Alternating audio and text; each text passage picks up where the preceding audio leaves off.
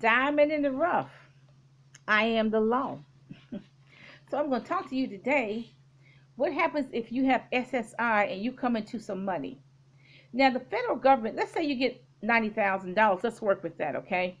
The government says you can only have $2,000 sitting in the bank, okay? So, uh, you're on SSI, you don't want to lose it, and you get real nervous, okay? So, what you should do is definitely put that money in the bank. If you have one person you can trust, maybe your parents are still living, you can put that in your parents' account, but be sure to put your name on that account so you can have access to that money.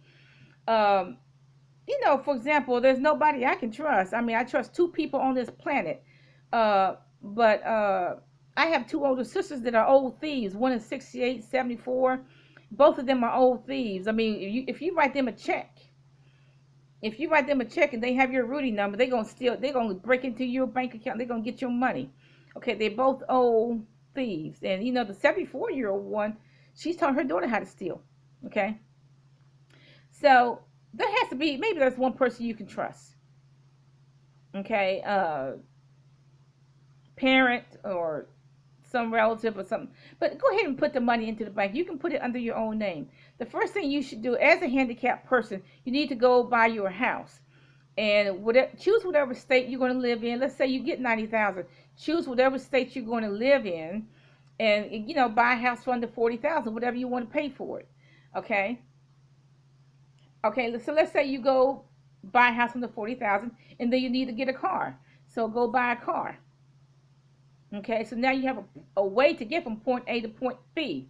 Go ahead and put $2,000 in the savings account because the government says you can have it. Now, I don't agree with this $2,000 limit. That was back in the 1970s. The government has not allowed for inflation. Now, also in the 1970s, they said you cannot have a car. If you're getting food stamps and welfare, you cannot have a car valued at more than 1,500. But they have disregarded that rule because now you see particularly Central Americans pick up their food stamps in Mercedes Benz, okay? So that rule doesn't apply. But hopefully they are trying to change that rule. I hope they do try to change that rule. And another thing is that a lot of handicapped people, since they have this $2,000 limit in their mind, they spend down their check. They say, okay, I can't save anything, so I'm going to spend the whole check. Okay, there's no incentive to save. Okay, so because they got in their mind they can't have but $2,000. But like I said, maybe you can choose one person. Maybe there's one person you can trust, parent or guardian you can trust. Put your money, put that $90,000 in their account. But be sure to put your name on the account. Now,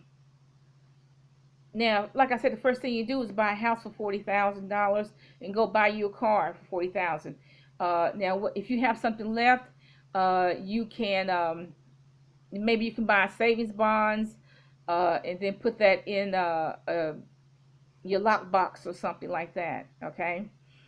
But the worst thing you can do if you're on SSI and you get $90,000, you give it to a friend to hold. That's the worst thing you could do because that friend is gonna leave Dodge, abscond with that money. Okay, so you wouldn't want to do that. You want to give it to a person who you trust. Have a nice day.